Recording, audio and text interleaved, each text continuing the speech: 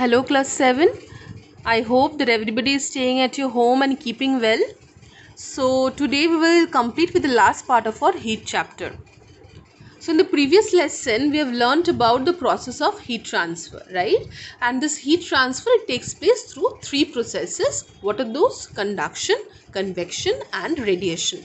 In the process of conduction, what was happening? It was taking place through solid substances, and the substances were in contact with each other. So today we will start with convection and radiation, the next two processes. So what is convection?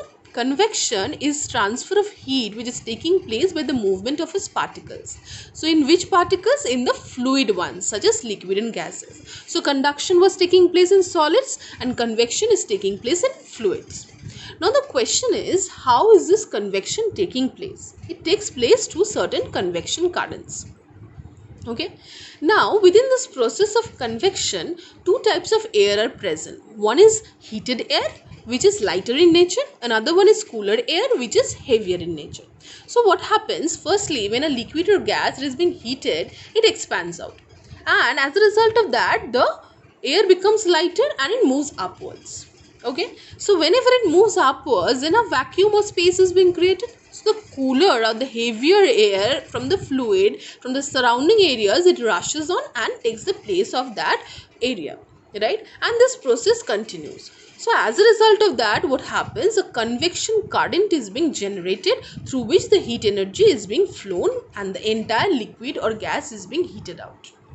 So for example, if you consider the sea breeze or the land breeze, everybody has went to the seaside areas, I guess. So you will notice there that there are some breeze in case of daytime and nighttime, right? So those are referred to as sea breeze and land breeze. So firstly, what is a sea breeze? Sea breeze is a cool breeze that blows from the sea to the land in the daytime.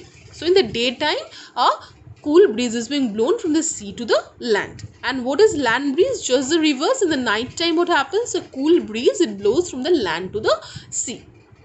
Okay, now in the diagram, if you see, in the daytime, what happens? The land get heated up faster because of the sun, right? So as a result of that, the heat which is being present, it is obviously which in nature?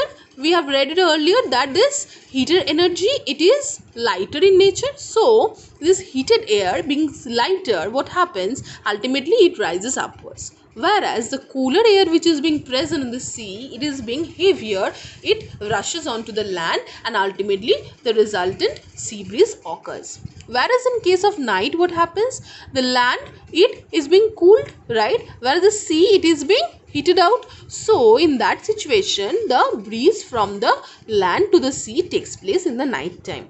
So the hot air in the sea is rises up and the cooler air which is being heavier, it takes the place of that space, right? So as a result of that, the sea breeze and land breeze are being taking place. Some other examples, if we consider some practical applications, first is the exhaust fans. Many have seen the exhaust fans in your kitchen. So you have seen that it is fitted at the close to the ceiling, right? Why? Because we have just now studied that the hotter air being lighter, it rises up. So the hotter air rises up and can remove out those hot air from the kitchens. Another example is ventilator in your room. If you see in your room, you will see certain ventilators present at the top of your window or the door, right? Now the question is why these ventilators are present. Again, what happens? The hot air, it rises upwards and ultimately passes out from the ventilators at the top, right? And thereby the room is being cooled on. So I hope that everybody has understood the process of convection. So next we'll move on to the process of radiation. So what is that radiation? Radiation is again a process of heat transfer which is taking place from a hot body to a cold body. But the important part is that in this case, no material medium is being required. In case of conduction, we have studied solid material medium is required. In case of convection, we have just now studied that fluid medium is required.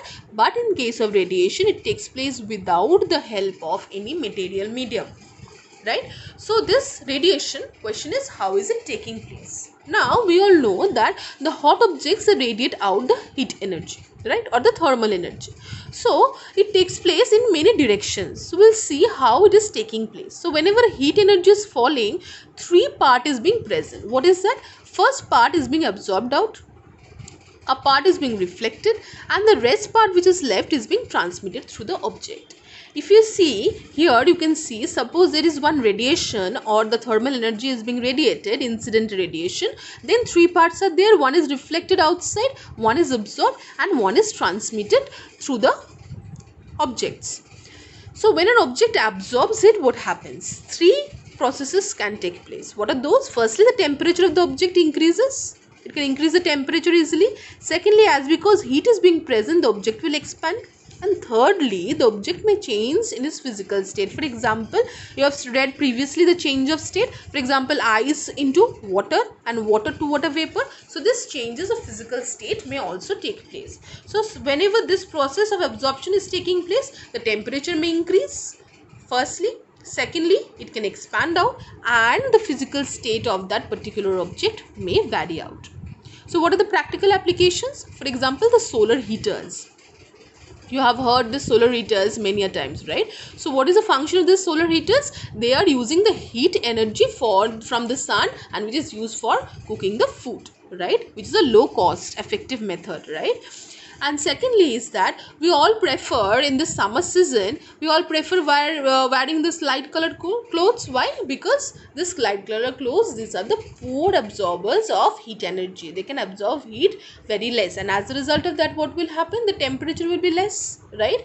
Whereas in case of in the winter season, what happens? We prefer what? We prefer wearing dark colored clothes. Why? Because these are the good absorbers. And these good absorbers, what will happen? We have read about the three criteria, right? So firstly, the temperature of the object will increase, and thereby they will keep us warm. So hopefully you have understood the process of radiation also. So in this chapter heat, we have read about the different thermometers, the temperature scales, as well as the process of heat transfer. And this heat transfer is taking place through three processes. What are those? Conduction, convection, and radiation. In case of conduction, solid material medium was required. In case of convection, fluid medium was required. And in case of radiation, there is no material medium which is required.